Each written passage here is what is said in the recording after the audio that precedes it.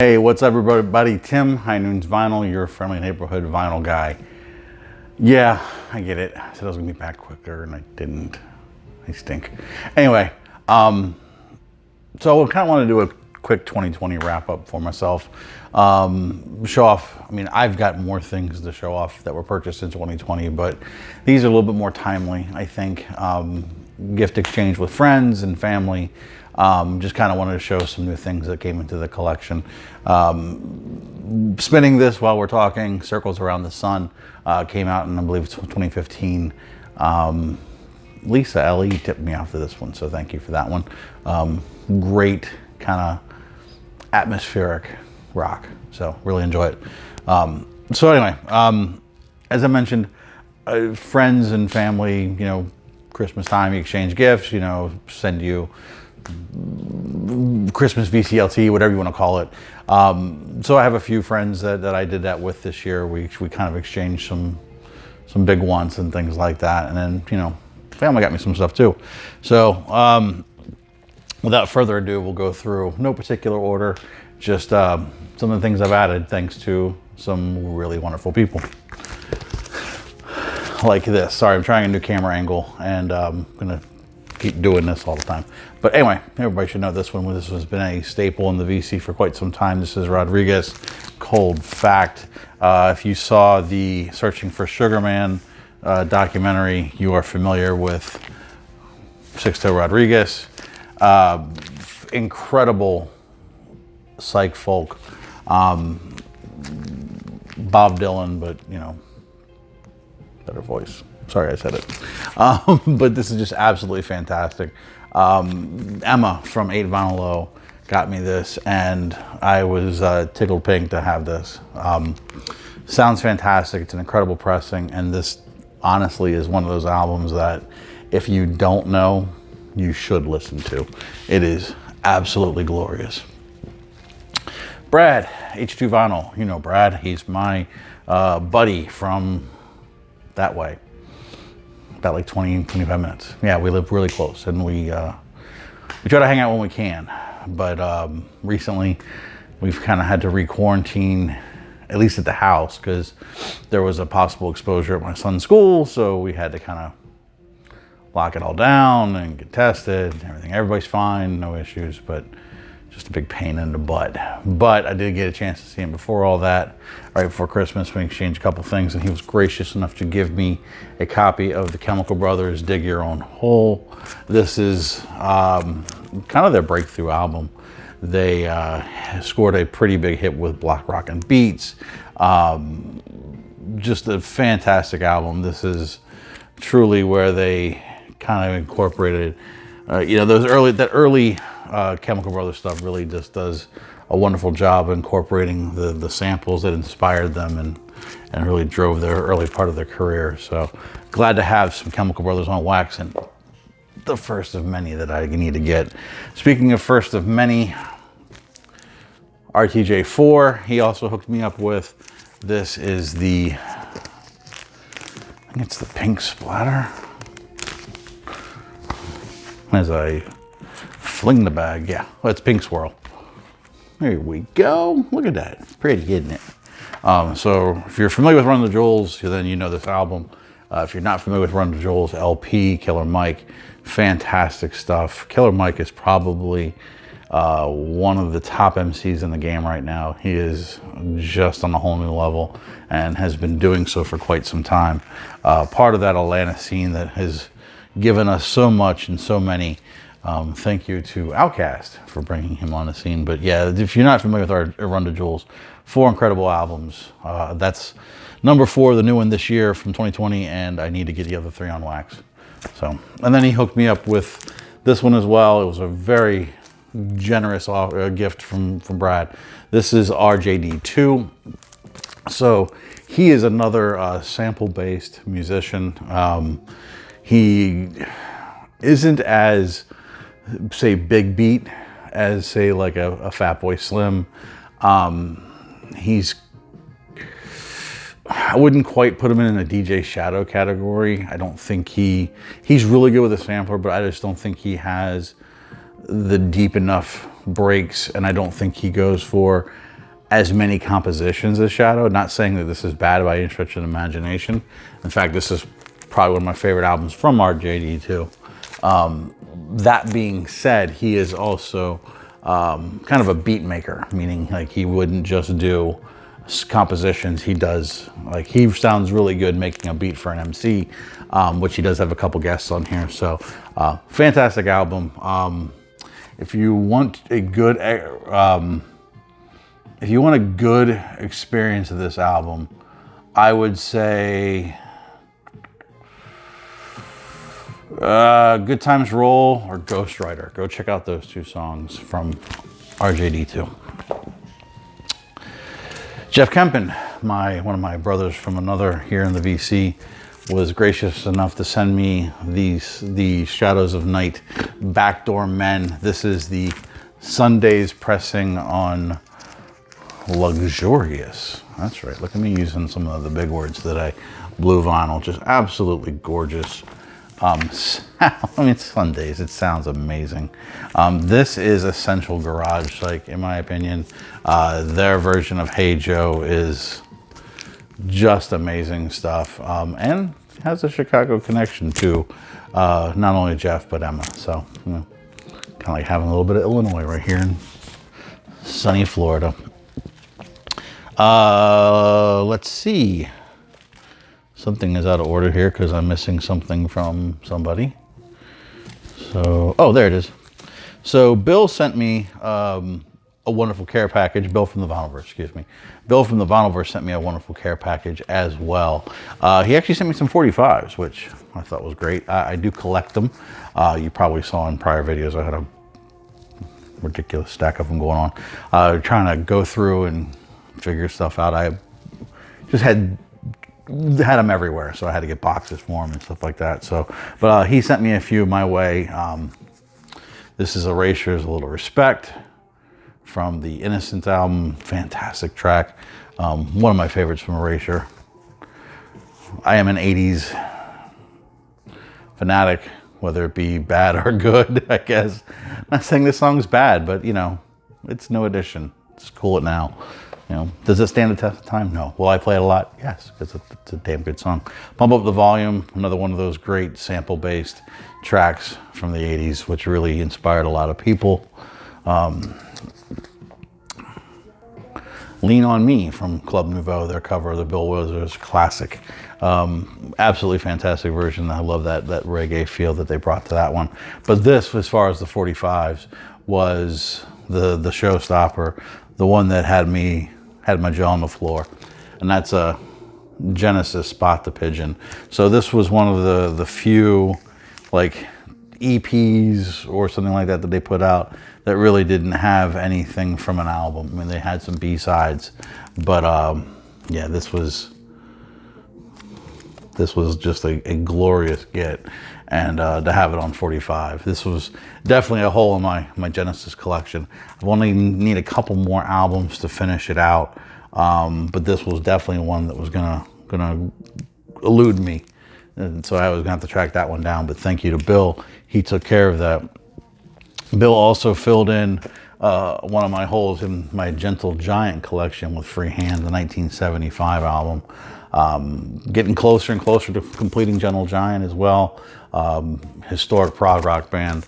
Either you love them or you don't. I mean, there's just no, they're okay. Either you get gaga over them or they're not your cup of tea. I love them. Early stuff better, but I mean, still a fantastic album. And thank you so much, Bill, for putting that in my collection. But he was not done. He also hooked me up with the Real McCoy from the Blue Note Classic series. Absolutely fantastic sounding. You're gonna hear me say this a lot in 2021. Get these. Trust me. This is audiophile for under 25 bucks. I'm not even kidding. They sound fantastic. They're cut by Kevin Gray. They are, I'm sorry, mastered by Kevin Gray. My brain just derailed. Cut from analog. These are amazing. So if you are a jazz aficionado and you're missing some of these, not even up for discussion. Get them. If you're thinking about jazz, get them. If you're new to jazz, get them. If you hate jazz, you're wrong. I'm kidding. It's your opinion. You can do what you want. But at least try them, because these are fantastic. So this was one of the first two, Real McCoy. Obviously McCoy Tyner. You round out an incredible quartet with Joe Henderson, Ron Carter, Elvin Jones. You just can't go wrong with any four of them. You put them together and you got a hell of a session. So Bill, thank you so much for adding those to my collection. They all sounded phenomenal. John, the Digital Gramophone, also was gracious enough to send me something. And if you watched his video, he talked about this album, which I'm going to hear probably in my next video. I'm going to give a little bit of a deeper dive into this. This is Bartee Strange. So Bartee Strange is a new artist, came out in 2020. He did an EP of covers for the National, and that was kind of his first thing. But this is his first true debut album, you know, his own music. It is on, sorry for the glare, red and tan, orange, brown, however you want to call that, splattered vinyl. This is amazing stuff. So Bartee he currently resides in DC, but he grew up in Oklahoma. He was an Army brat, so he traveled all over. And being a fan of so much music, you can hear so many different influences in this. You can hear hip hop influences. You can hear indie rock. You can hear just straightforward rock and roll. You can hear a little bit of a soul influence. His mother was an opera singer, so he's got a wonderful voice. And he really does something that is unpredictable in the fact that he dances through so many different genres and styles of music, but it's not in like an attempt to find his voice. They're genuine. They are his voice. So I'm going to do a deeper dive on this one in an upcoming video. Spoilers.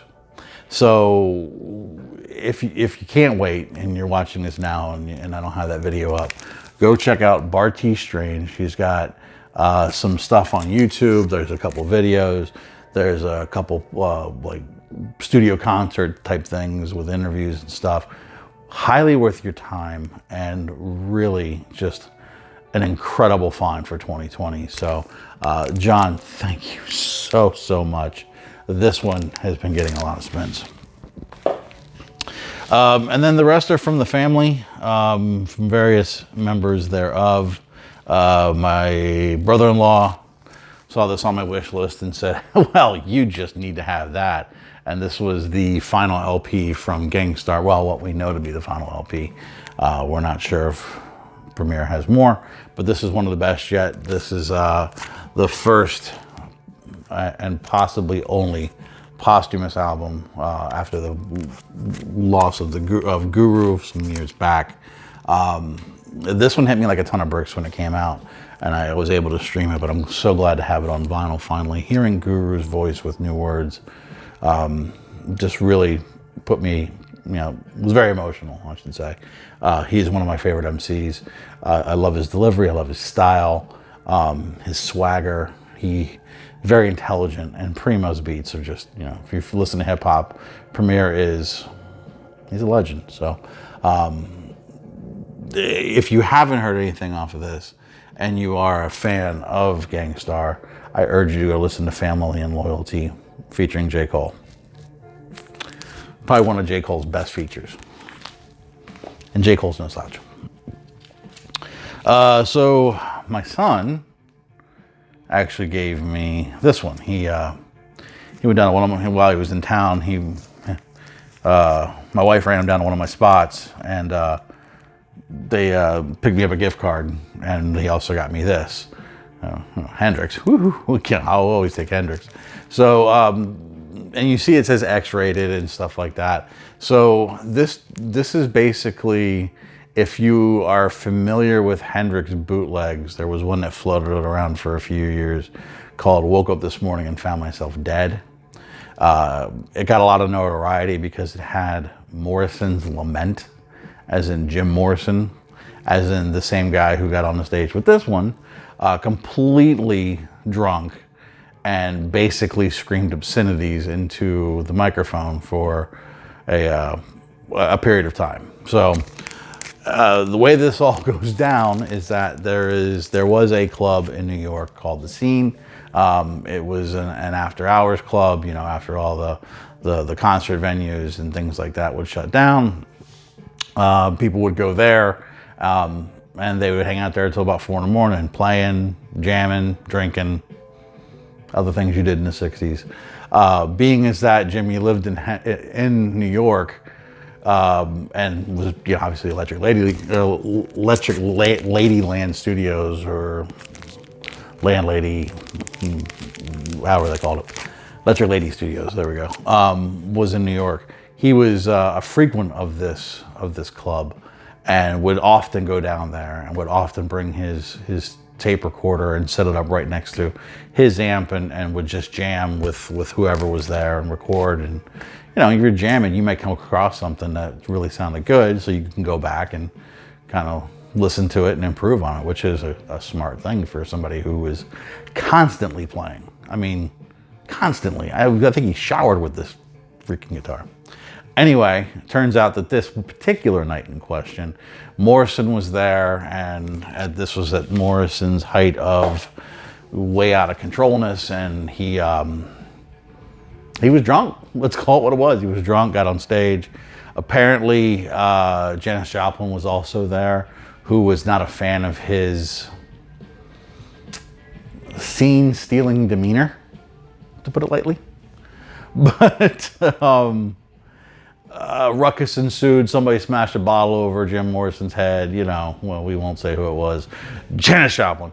But, I mean, there's a lot of stories about it and stuff like that. I could really care less about Morrison's ranting and raving with obscenities. And it is pretty obscene what he's screaming. Some of the playing, I mean, the playing that's just going on in the background is fantastic. So I'm familiar with this bootleg before I got it. It's been, if you search, woke up this morning and found myself dead on Discogs, there's probably 30 different versions of that particular bootleg under different names and stuff like that. Tape basically got out there and everybody just had a ball with it, right? So, and I get it, you know, it's Hendrix, it's Morrison. You want to make money off of it. So I'm glad to have it, don't get me wrong. It's a piece of history, but it's not for everybody. So don't just think because you see Hendrix and you're a Hendrix nut, it may be for you. So anyway, and then my wife, she got me this one, big on my list, and God love her for it. This is the Delicate Sound of Thunder Remaster Reissue 3 LP set. This sounds so good. It sounds so good. Was really impressed with just the remix of it. Now it's going to be back to normal and all stuffy. It was really important and remixed, and this sounds flippin' amazing. Highly recommend this version. Everything just comes alive. My only real problem with it is that kind of something that Shannon hit on, and she did a video not terribly long ago where she was ranking Pink Floyd albums, and I saw Floyd on Delicate Sound on the Momentary Lapse of Reason tour, excuse me, and it was a great time. Had a blast. Love seeing Floyd. I mean, who wouldn't, right? That album doesn't hold the test of time as well as I thought it would. And it's been some time since I listened to it, but still enjoyed it. I mean, I still like the music. But her assessment was it felt more like a Gilmore album. And I can't argue with that one bit. Not even gonna argue it. But to each his own. That being said, live Floyd is good Floyd.